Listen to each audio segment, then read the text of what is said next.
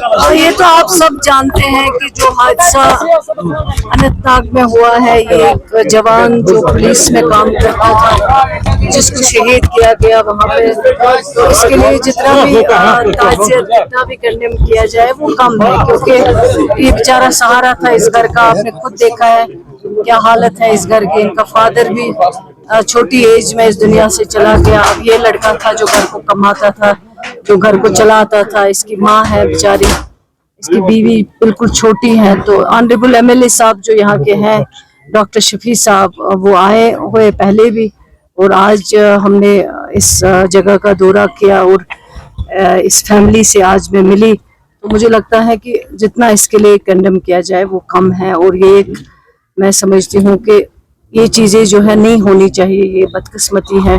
जितना भी हमने आज तक खून खराबा देखा है तो हम सोचते थे कि किसी हद तक ये बंद हो गया, लेकिन जब ये हादसे पेश आते हैं तो हम समझते हैं कि ये वैसे चल रहा है जैसे पहले चल रहा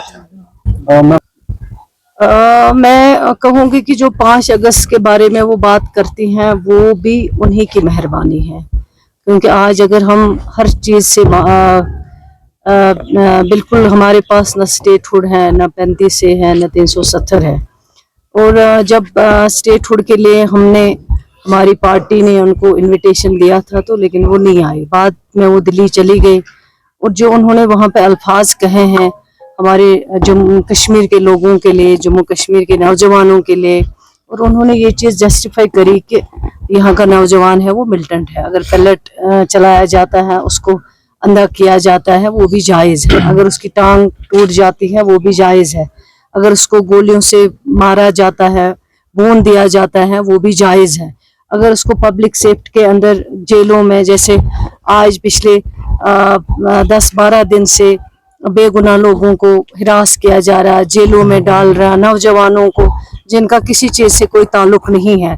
तो उन्होंने ये सारी चीज़ें जो है जस्टिफाई करी हैं, और उन्होंने सारे जितने भी सिक्योरिटी फोर्सेस है या हमारी पुलिस है, उनको उन्होंने सर्टिफिकेट दे दी कि आप जो कुछ भी करोगे वो जायज़ है। दिल्ली में जो हुआ है वो जायज़ नहीं है, लेकिन कश्मीर में जो हो रहा है वो जायज़ है। तो ये मेरे ख्याल से एक्स चीफ मिनिस्टर साहिबा है, वो इस तरह के बयानात, इस तरह का स्टेटमेंट जो है, मैं समझती हूँ ये यहाँ के लोगों की बदकिस्मती है। इस तरह के स्टेटमेंट जो है उनको नहीं देनी चाहिए, जिससे यहाँ के लोगों को, यहाँ के नौजवानों को, यहाँ के बुजुर्गों को, यहाँ के बहनों को और पूरे कश्मीर के लोगों को जिससे तकलीफ हुआ है, हर्ट हुए हैं यहाँ के लोग, और जो जेलों में आज भी नौजवान है, और आज भी हर रोज आप देखते हैं जिनका कोई कसूर नहीं है उनको उठाया जाता है, उनको जेलों में डाला जाता है। तो जब इस तरह की एक्स चीफ मिनिस्टर इस तरह की स्टेटमेंट देगी तो उससे ओवरऑल जो है हमारे नौजवानों को बहुत नुकसान पहुंचता है। और आप जस्टिफाई करते हो कि यहाँ का नौजवान जो है वो मिलिटेंट है, वो प्रोटेस्ट नहीं कर सकता। शुक्रिया। कितने लोग आज भी जेलों में हैं, उनके दौरे इक़्तिदार में जो है। चले, शुक्रिया।